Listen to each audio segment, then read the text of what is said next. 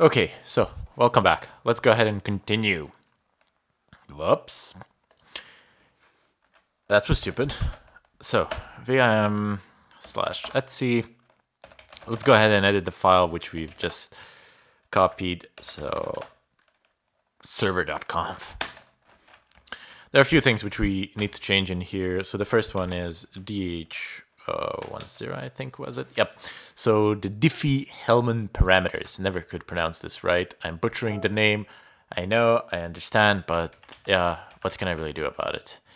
So let's go ahead and change this to 2048. 2048-bit keys. I'm looking for 4 and 8, if you're wondering what I'm doing with my keyboard at the moment. Okay, so that's done. 2048. Next up, we need to uncomment a line which says push space redirect. So push redirect gateway def1 bypass DHCP. Yep, that's what we need. So insert. Let's just go ahead and uncomment this. This is so that the VPN server can pass on the client's web traffic to its destination. Otherwise, basically, the client's traffic will die at the server. It won't leave it.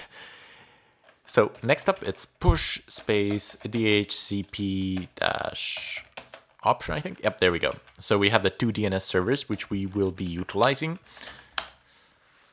Okay, so I refer to the public provided by OpenDNS. Yes, these are the OpenDNS servers, which are very secure and very good, I must say. They have fantastic filters, and companies do tend to use them a lot. Privacy and anonymity, I can't really make a comment on that as I really don't know, but I did tell you before when I told you how to swap the DNS servers, how to use the static DNS servers for yourselves, how you should, a general way in which you should choose a DNS server. Anyway, now that we have uncommented these two great lines, let's go ahead, right quit, exit, and we shall echo 1 to the beautiful proc. I wish they had something like proc on Windows sometimes. IPv4, IP underline forward. And let's go ahead and type in VIM. I mean, you don't need to do these repetitive tasks if you have followed the previous tutorials for echoing these things into IP. So we're setting the system to forward, to be capable of forwarding network traffic. But it does no harm really to echo 1 twice into this. I mean, you're just substituting the value. If you have 1 there already, 1 will get substituted with 1, so no big deal. Let's see, sysctl.conf, and we are looking for our line net.ipv4.ip underline forward. Okay, so let's go ahead and leave this there. So just uncomment it. That's all you really needed to do there. Nothing more. The firewall is configured. This is done. The proxy is installed. And let me just go ahead and check one more thing. I'm not sure if I actually done this in the previous tutorial, now that I come to think of it. Forward policy accept. So make sure the default forward policy is set to accept. I forgot this from the previous tutorial, I wasn't sure. Anyway, let's go ahead and deal with the certificates. So we will need to do this. So let's go ahead and copy over the EasyArsa generation scripts. They are on our system. USR share EasyArsa keys. Yes. No.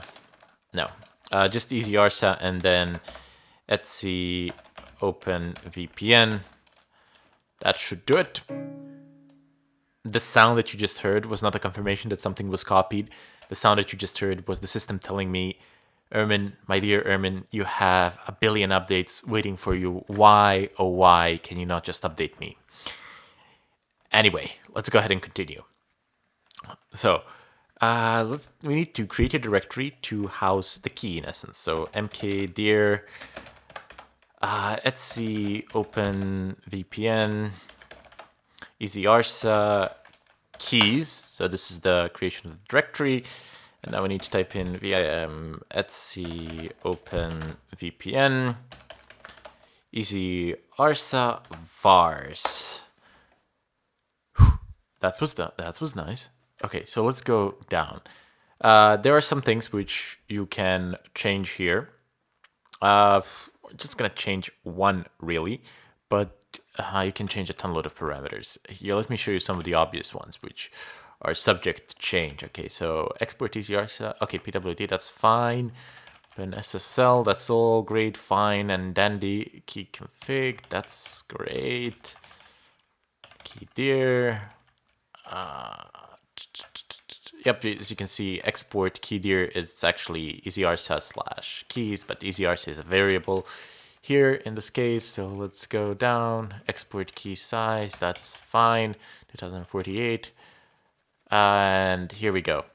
So these are some of the obvious things that you can change for your certificate. You can set the country, the province, city, or some organization, mail. And I have no idea what this is, like my organizational unit. So you can, these are arbitrary, so you can set these pretty much to whatever you like, technically speaking.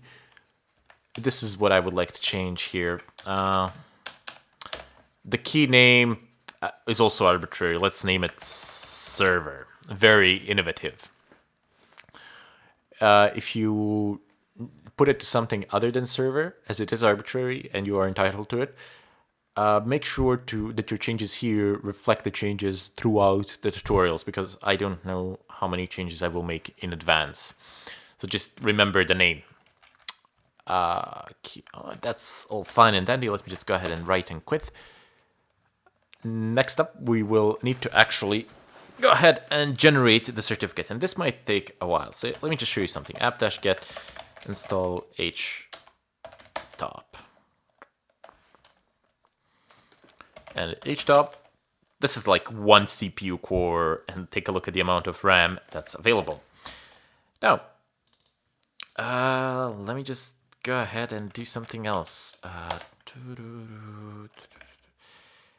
Okay, this is the previous IP address. I don't really have this one. Okay, this is probably not terribly important what I am doing right now, but I wanted to show it to you anyway.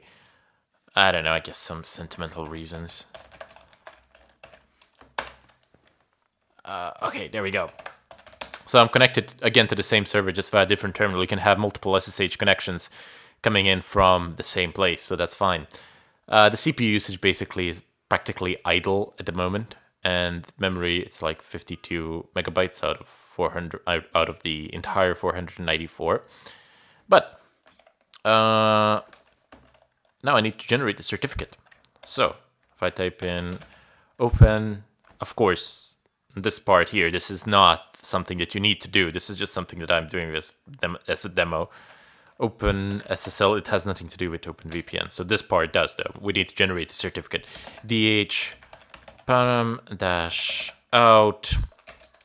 /etc open VPN DH 2048 dot pem and 2048.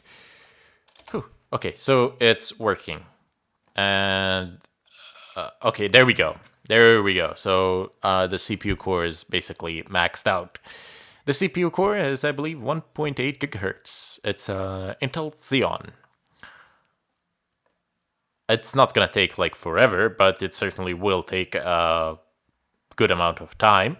Maybe a couple of minutes, and that's it. So when it's done, I'll come back in the follow-up tutorial.